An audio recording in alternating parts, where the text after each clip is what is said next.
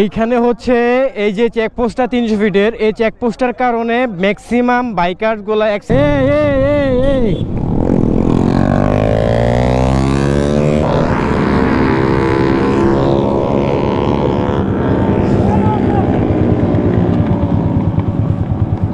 এটা কোনো কথা?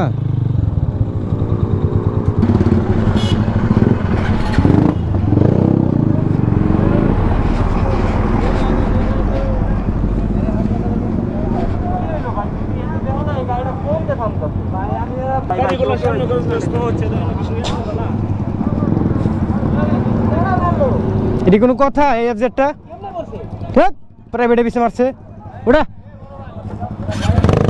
হ্যাঁ, এইখানে হচ্ছে এই যে চেকপোস্টটা 300 ফিটের, এই চেকপোস্টার কারণে ম্যাক্সিমাম বাইকারগুলো অ্যাক্সিডেন্ট হইতেছে।